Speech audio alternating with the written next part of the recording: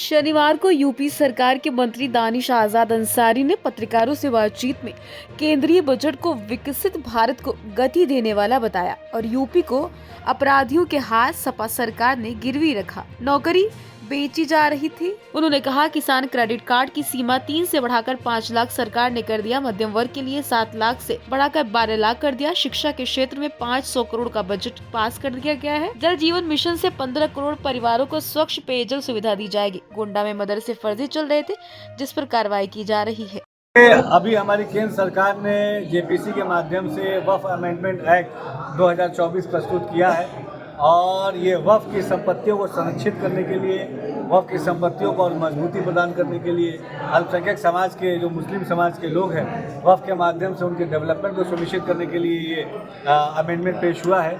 यकीनन इससे वक्फ के आधारभूत चीज़ों को और मजबूती मिलेगी। वक्फ के माध्यम से गरीब, पिछड़ा, पासमानदा मुसलमान उसका डेवलपमेंट होना चाहिए, ये हमारी सरकार की सोच है। विरोध क्यों हो रहा है? कुल कितनी संपत्तियां हैं? देखिए, आम मुसलमान इसका विरोध नहीं कर रहा है, कुछ खास राजनीतिक दल अपने राजनीतिक एजेंडे के लिए इसका विरोध कर रहे हैं, लेकिन कहीं भी कोई आम मुसलमान इसका विरोध नहीं कर रहा है, क्योंकि हम कह रहे हैं कि हम वक्फ की संपत्तियों पे हॉस्पिटल बनाएंगे, इससे आम मुसलमान खुश है।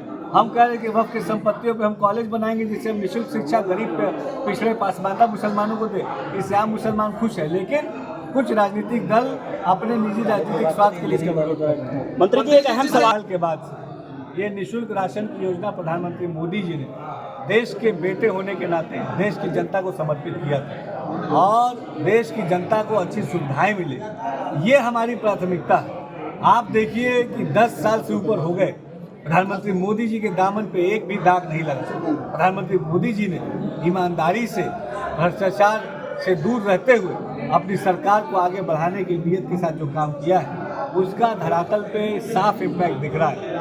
आज हमारा प्रदेश, उत्तर प्रदेश, हमारा देश औद्योगिक क्षेत्र में केवल कागजों में चल रहे हैं।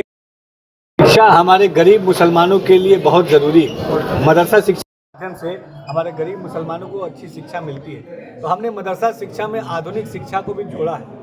मदरसा शिक्षा में उर्दू, अरबी, फारसी के साथ साथ मैथ, साइंस और कंप्यूटर भी गरीब मुसलमान पढ़े, ये हमारी योगी सरकार की सोच है।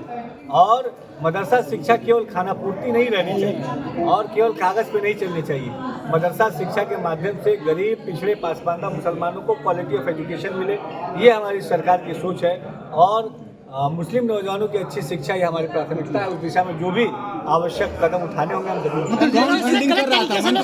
महाकुंभ हो रहा है, जिसमें 60 करोड़ का आंकड़ा पहुंच चुका है। वहाँ जो श्रद्धालु दर्शन करने गए, स्नान करने गए, ये अपने आप में अनोखा है। गिनीज बुक में इसका नाम गया, दुनिया में आज इसकी चर्चा हो रही है।